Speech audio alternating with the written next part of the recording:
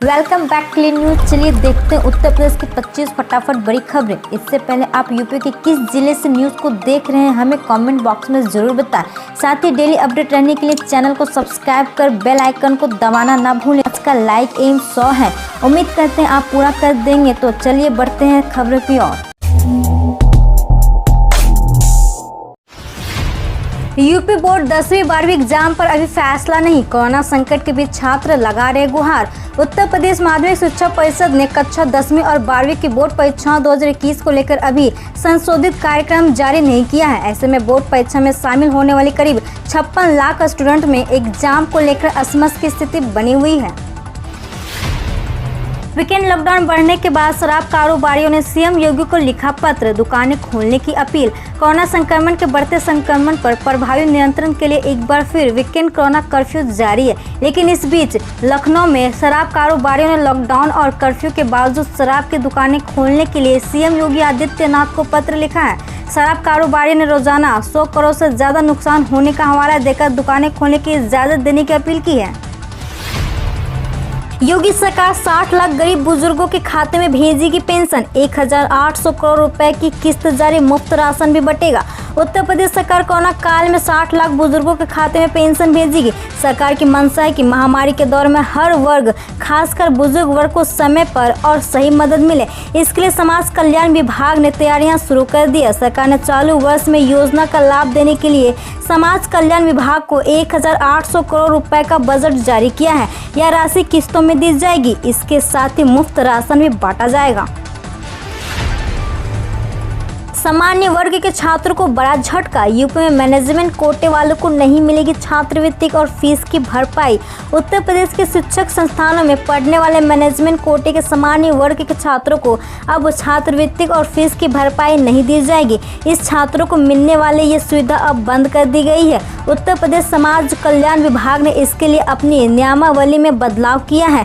अगले सीजन से इसे लागू कर दिया जाएगा। इससे उत्तर प्रदेश के मैनेजमेंट कोटे के सामान्य वर्ग के लाखों छात्रों को नुकसान होगा।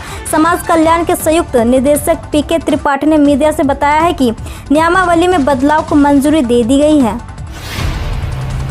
आईआईटी वैज्ञानिक का दावा, अक्टूबर में आएगी कोरोना की तीसरी लहर, बच्चे ही नहीं बल्कि बड़े भी होंगे निशाने पर। आईआईटी कानपुर के वैज्ञानिकों का दावा है कि कोरोना का तीसरी लहर दूसरे से भी ज्यादा खतरनाक होगी।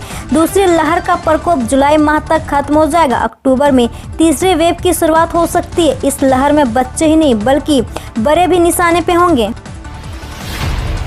बीते 24 घंटों में प्रदेश में 21,331 नए मरीज मिले, 278 की मौत। उत्तर प्रदेश के अपर मुख्य सचिव स्वास्थ्य अमित मोहन प्रसाद ने बताया कि यूपी में पिछले 24 घंटों में कोरोना संक्रमण के 21,331 नए मामले पाए गए हैं।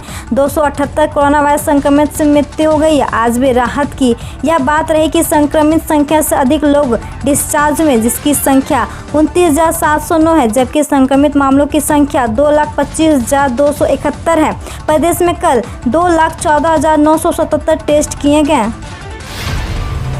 कोरोना पॉजिटिव वकीलों के इलाज का खर्च उठाएगी सरकार। कोरोना संकट के बीच वकीलों के लिए राहत भरी खबर है। यदि कोई वकील कोरोना पॉजिटिव पाया जाता है तो उसके इलाज का सारा खर्च सरकार उठाएगी। सरकार कोरोना संकट काल में वकीलों की पूरी मदद करेगी। सरकार बार काउंसिल उत्तर प्रदेश के साथ मिलकर अधिवक्ताओं की मदद के लिए हर संभव कदम उठा रही है।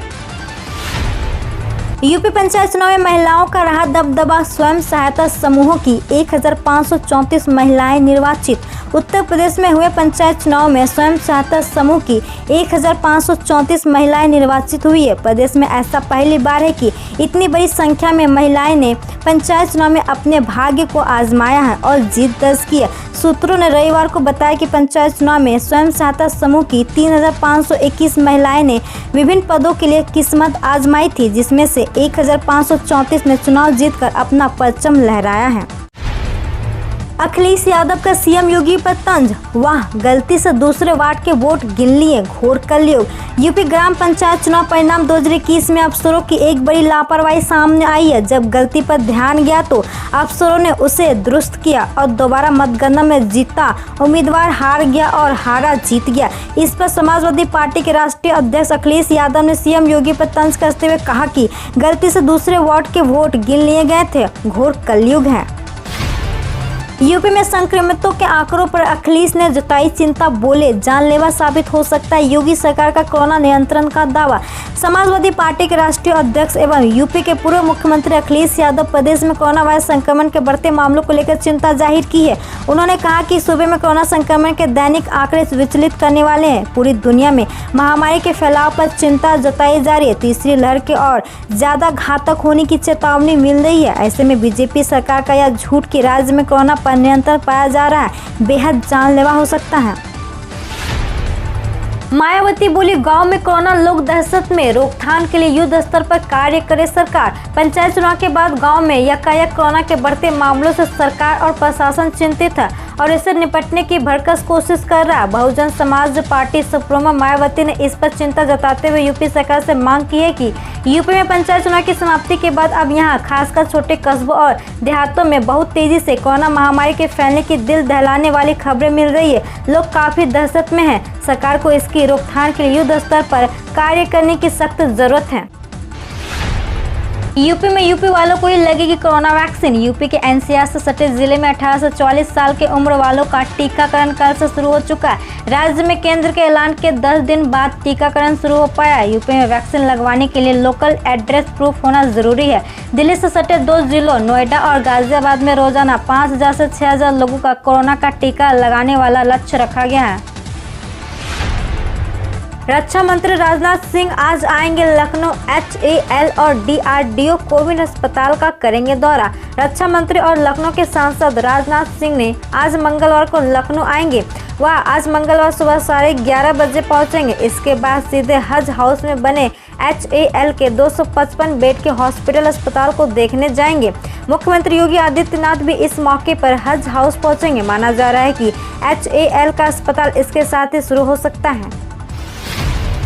सीएम योगी ने एयरक्राफ्ट कंपनी बोइंग के अफसरों संग किया मंथन, बोले ऑक्सीजन प्लांट के लिए पहल करे अफसर।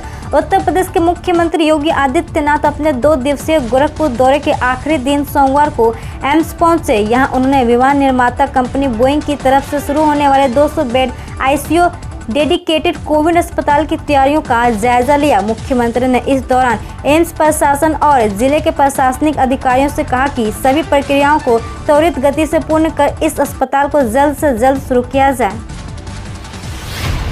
शेयर बाजार मजबूत 296 पॉइंट बढ़कर बंद हुआ। सेंसेक्स निफ्टी 14,900 के पार।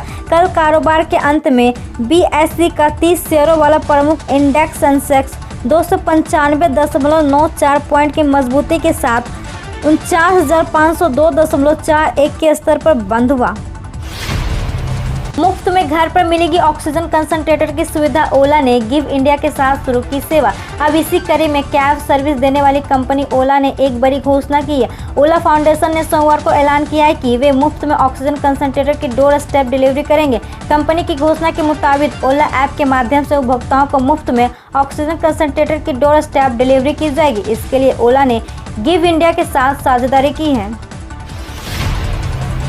ओवैसी का पीएम मोदी पर हमला। शमशान और कब्रिस्तान पर घंटों बोल सकते हैं, लेकिन असदुद्दीन ओवैसी ने पीएमओ को टैग करते हुए अपने ट्वीट में लिखा, प्रधानमंत्री संसद और प्रेस का सामना करने से डरते हैं। वह शमशान और कब्रिस्तान के बारे में तो घंटों बोल सकते, लेकिन अस्पतालों के बारे में कभी बात नहीं की। उन्हें उन लोगों से माफ़ी मांगनी चाहिए जिन्होंने ऑक्सीजन बेड, दवाइयाँ इत्यादि की कमी के चलते अपने प्रियजनों को खोया है।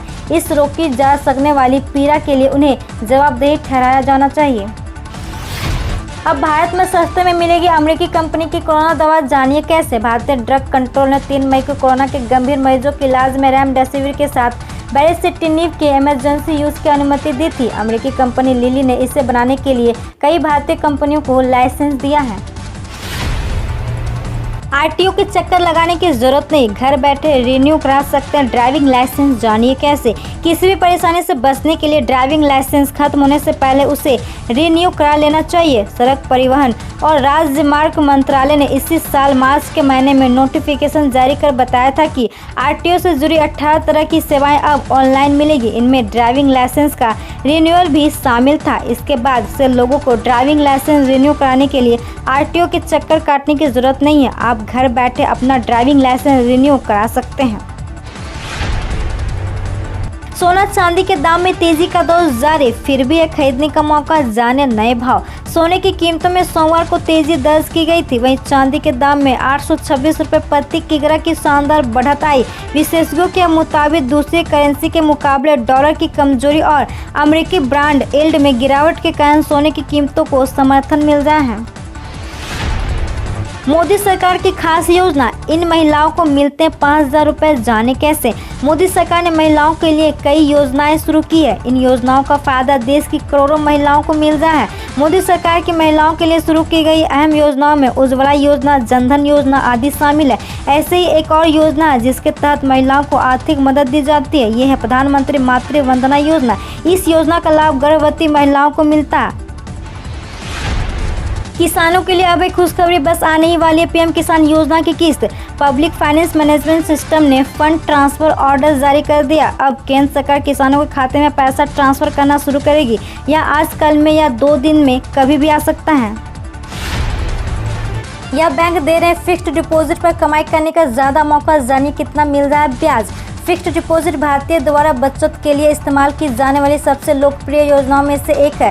यहां तक कि आयकर अधिनियम 1961 की धारा 80C के तहत कर बचत के उद्देश्य से कई लोग पीपीएफ, ELSS, यूलिप, NPS जैसे अन्य साधनों पर कर बचत सावधि जमा को प्राथमिकता देते हैं, जो सुविधा और गारंटीकृत रिटर्न के कारण बेहतर लाभ प्रदान करते हैं।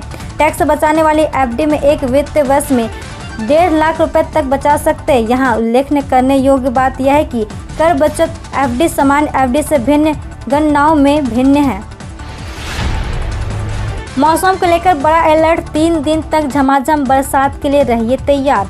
मौसम विभाग ने उत्तरी भारत में 3 दिन बरसात का अनुमान जताया। इसके पीछे पश्चिमी विक्षोभ को कारण माना जा रहा है। उत्तरी भारत में पश्चिमी विक्षोभ के सक्रिय होने की वजह से ही मई माह में भी गर्मी का एहसास नहीं हो रहा है और अब बरसात की आशंका के पीछे भी पश्चिमी विक्षोभ ही वजह है। सीमित ओवरों की सीरीज के लिए जुलाई में श्रीलंका का दौरा कर सकता है भारत। भारतीय क्रिकेट टीम सीमित ओवरों की सीरीज के लिए इस साल जुलाई में श्रीलंका का दौरा कर सकती है। BCCI अध्यक्ष सौरभ गांगुली ने इसकी जानकारी दी है। ICC के फ्यूचर टूर्स प्रोग्राम के अनुसार भारत को इस जुलाई में श्रीलंका में 3 T20 मैच खेलना है। भारत को पिछले साल जून में भी श्रीलंका के साथ इतने ही मैच की सीरीज खेलनी थी, लेकिन कोविड महामारी के कारण उस दौरे को रद्द कर दिया गया। हम रोज ऐसे ही न्यूज लाते रहेंगे, तो यदि आपने अभी तक क्लीन न्यूज को सब्सक्राइब नहीं किया है तो पहले फटाफट सब्सक्राइब कर लें, साथ ही बेल आइकन को दबा दें ताकि कोई अपडेट मिस ना हो।